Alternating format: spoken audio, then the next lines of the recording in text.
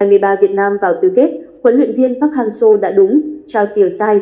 U23 Việt Nam đã chơi đầy thực dụng để vào tứ kết U23 châu Á 2024. Màn trình diễn ấn tượng làm gợi nhớ về huấn luyện viên Park Hang-seo. Trước Malaysia, U23 Việt Nam thua về mọi thông số từ kiểm soát bóng đến dứt điểm, thậm chí tỷ số phạt góc là 0-8 so với đối thủ. Nhưng U23 Việt Nam thắng 2-0 để sớm có vé vào tứ kết U23 châu Á 2024 sau 2 trận đấu. Chiến thắng trước Malaysia giúp Việt Nam xác lập những cột mốc như lần đầu thắng 2 trận tại U23 châu Á, đội đầu tiên của Đông Nam Á toàn thắng 2 trận đầu tiên. Thành tích ấn tượng này có dấu ấn lớn nhờ lối chơi thực dụng mà huấn luyện viên Hoàng Anh Tuấn áp dụng cho U23 Việt Nam. Không khó để nhận thấy U23 Việt Nam chưa cho thấy sự mạch lạc trong lối chơi, thiếu các pha tấn công ấn tượng.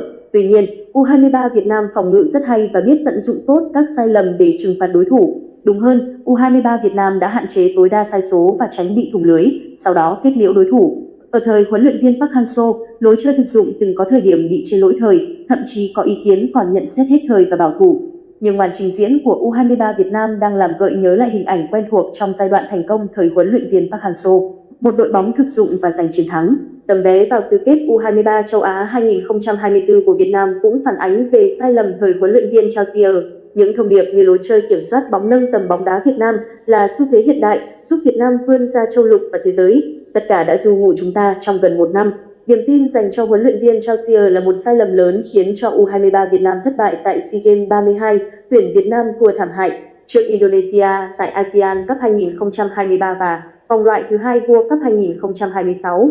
Thật tiếc khi Liên đoàn bóng đá Việt Nam đã quyết định chậm trong việc kết thúc hợp đồng với huấn luyện viên Chao Siêu. Nếu dũng cảm sớm, sa thải nhà cầm quân người Pháp thì tuyển Việt Nam đã không phải rơi vào cảnh cạn hy vọng ở vòng loại thứ 2 World Cup 2026. Malaysia thừa nhận sự thật phũ phàng về đội nhà sau trận thua U23 Việt Nam. Báo Malaysia thừa nhận đội nhà không cùng đẳng cấp với U23 Việt Nam vào thời điểm hiện tại. Sau trận giữa U23 Malaysia và U23 Việt Nam, tờ New Straits Times Malaysia đã có bài đánh giá về màn trình diễn của hai đội. Đáng chú ý, tờ New Straits Times đã dùng từ outclassed, tạm dịch, vượt trội để nói về sức mạnh của U23 Việt Nam so với đội nhà. Nói thêm về trận đấu trên, tờ báo Malaysia viết, U23 Việt Nam đã đánh bại U23 Kuwait 3-1 trong trận mở màn và họ tiếp tục chơi tốt trước U23 Malaysia. Huấn luyện viên Torres Garrido thực hiện một số sự thay đổi so với trận đấu trước, nhưng mọi chuyện không có gì khác đi. Trong khi đó, U23 Việt Nam vẫn thể hiện được sức mạnh tập thể và lối chơi giàu tốc độ. Một lần nữa họ chứng tỏ mình bỏ xa các đối thủ Đông Nam Á ở giải đấu cấp châu lục. Với 3 điểm trước U23 Malaysia, U23 Việt Nam đã giành quyền vào tứ kết giải U23 châu Á 2024. Trong khi U23 Malaysia bị loại sau 2 trận thua liên tiếp trước U23, Uzbekistan và U23 Việt Nam. Các cầu thủ vẫn còn một trận nữa gặp U23 Kuwait nhưng lúc này họ đã có thể bắt đầu dọn dẹp hành lý để về nhà sớm. Hãy quên việc giành vé đến Olympic Paris đi, điều đó là quá sức với U23 Malaysia. Tờ New Straits Times thừa nhận, ở lượt trận cuối, thầy viên Hoàng Anh Tuấn chạm trán U23 Uzbekistan. Cả hai đội đều đã có vé vào tứ kết với 6 điểm trọn vẹn và màn so tài vào ngày 23 tháng 4 chỉ mang tính chất quyết định ngôi đầu bảng D. Dù vậy, trong cuộc họp báo sau trận đấu với U23 Malaysia, huấn luyện viên Hoàng Anh Tuấn khẳng định U23 Việt Nam vẫn sẽ chơi hết khả năng trước U23 Uzbekistan. Huấn luyện viên Malaysia chê trách học trò. Huấn luyện viên Juan Torres Garrido tỏ ra thất vọng khi các cầu thủ U23 Malaysia không thể làm đúng theo những gì ông chỉ đạo, khi vẫn để mắc sai lầm trong phòng ngự và thiếu quyết đoán khi tấn công. U23 Malaysia đã khởi đầu trận đấu không hề tệ. Những pha tấn công họ tạo ra khá sắc bén, điển hình như cú đá chìm và hiểm của Fergus Tierney. Nhưng khả năng phối hợp kém khiến đội bóng này không thể duy trì sức ép trước Việt Nam, những người cũng chưa nóng máy trong thời gian đầu. Và phút 38, khoảnh khắc siêu sao của Văn Khang khi anh đá phạt xót bóng vào góc chữ A ghi bàn đã thay đổi cục diện trận đấu. Ở U23 Malaysia càng chơi bóng càng để lộ ra những điểm yếu chết người, đặc biệt là tình huống đẩy Vĩ Hào dẫn đến bàn ấn định tỷ số 1-1. Sau trận, huấn luyện viên Garrido chỉ khen ngợi tinh thần chiến đấu. Còn lại, ông thẳng thắn chỉ trích những sai lầm cố hữu mà các học trò phạm phải. Ông nói, tôi tự hào về các cầu thủ, tự hào về cách họ cống hiến hết mình cho trận đấu. Nhưng trong bóng đá, chỉ như vậy là chưa đủ. U23 Việt Nam là đội bóng mạnh, trong khi đó, Malaysia đã mắc nhiều sai lầm. Các cầu thủ còn trẻ nên điều này là dễ hiểu. Dù vậy, có những tình huống sai sót thực sự khiến tôi không thể hài lòng. Huấn luyện viên Garrido đặc biệt không hài lòng về cách Malaysia dính penalty. Sau trận thua Uzbekistan cũng từ chấm 11m, ông đã nhắc các cầu thủ rất nhiều về việc không để lặp lại sai lầm. Nhưng trên sân, nó vẫn diễn ra. Kết cục là thầy trò huấn luyện viên Garrido đã chính thức bị loại sau 2 trận toàn thua 0-2. Bảng D đã sớm ngã ngũ khi Việt Nam cùng Uzbekistan đi tiếp. Ở 23 Malaysia và Kuwait đã bị loại. Các cầu thủ U23 Malaysia sẽ đá trận thủ tục vào ngày 23 tháng 4 trước khi trở về chuẩn bị cho giải U23 Đông Nam Á vào cuối năm. Viên Hoàng Anh Tuấn, chiến thắng của U23 Việt Nam là xứng đáng. Phát biểu tại cuộc họp báo sau trận, huấn luyện viên trưởng Hoàng Anh Tuấn rất hài lòng về sự thể hiện của các học trò và khẳng định chiến thắng dành cho U23 Việt Nam là xứng đáng. Tại lượt trận thứ 2 ở bảng D, đội tuyển U23 Việt Nam đã giành chiến thắng 2-0 trước U23 Malaysia để mở rộng khả năng tiến vào tứ kết giải U23 châu Á 2024. Phát biểu tại cuộc họp báo sau trận, huấn luyện viên trưởng Hoàng Anh Tuấn bày tỏ, tôi không biết dùng từ nào chính xác hơn sự hài lòng để nói về trận đấu này. Các cầu thủ đã thi đấu tốt về mặt kỹ chiến thuật. Tỷ số đánh giá đúng tính chất trận đấu. Đội tuyển U23 Việt Nam thắng là xứng đáng.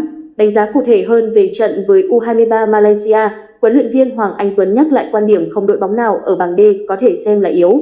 Dù giành chiến thắng trước đối thủ nhưng U23 Việt Nam cũng phải trải qua những thời điểm khó khăn, đặc biệt là ở phút cuối hiệp 2. Về mặt chiến thuật, ở hiệp 2, tôi đã có thay đổi một chút. Càng về gần cuối trận, việc bảo toàn tỷ số càng trở nên quan trọng.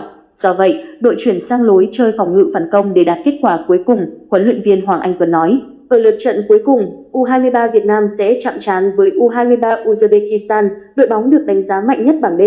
Theo huấn luyện viên Hoàng Anh Tuấn, đây cũng là một trận đấu rất quan trọng với U23 Việt Nam. Do đó, toàn đội phải tập trung cao độ.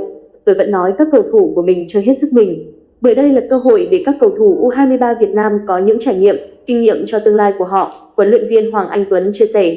Về phần mình, tiền vệ Khuất Văn Khang chia sẻ, hôm nay toàn đội đã chơi rất tốt, tuân thủ chiến thuật và xứng đáng giành chiến thắng.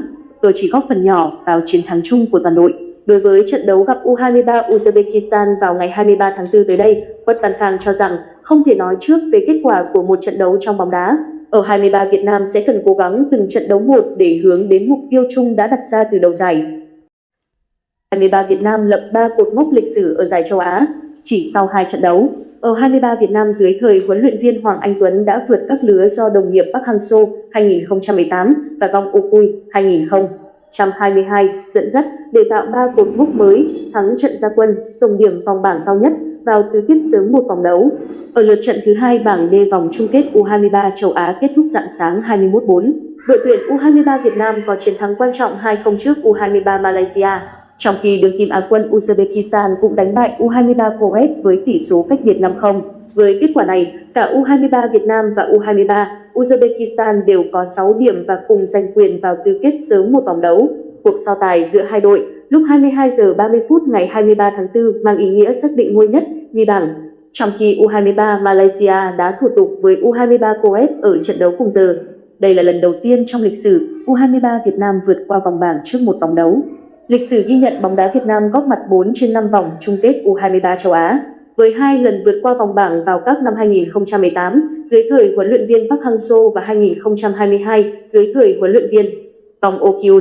Song, cả hai ông thầy người Hàn đều phải chờ tới lượt trận cuối mới giành vé tứ kết. Cụ thể, năm 2018, U23 Việt Nam lần lượt để thua U23 Hàn Quốc 1-2, thắng U23 Australia 1-0 trước khi có trận hòa 0-0 trước U23 Syria, qua đó giành ngôi nhì bảng cùng tấm vé đi tiếp với 4 điểm trên 3 trận. Đến mùa 2022, đoàn quân do huấn luyện viên Gong Okui dẫn dắt lần lượt hòa U23 Thái Lan 2-2, hòa U23 Hàn Quốc 1-1 trước khi thắng Malaysia để có tổng cộng 5 điểm vào tứ kết với ngôi nhì bảng. Không chỉ là đội U23 Việt Nam đầu tiên trong lịch sử thắng trận ra quân và vào tứ kết sớm một vòng đấu, đoàn quân do huấn luyện viên Hoàng Anh Tuấn dẫn dắt còn là đại diện Việt Nam đạt số điểm cao nhất vòng bảng trong lịch sử dự giải. Theo đó, với 6 điểm sau 2 trận thắng trước Kuwait 3-1 và Malaysia 2-0, nhà cầm quân người Khánh Hòa đã vượt mốc 5 điểm của đồng nghiệp Gong Okui và 4 điểm của đồng nghiệp Park Hang-seo. Ở trận đấu U23 Uzbekistan tới đây, U23 Việt Nam có cơ hội tạo cột mốc điểm số mới cũng như trở thành đại diện Việt Nam đầu tiên giành nhất bảng, thậm chí toàn thắng vòng bảng tại một vòng chung kết U23 châu Á.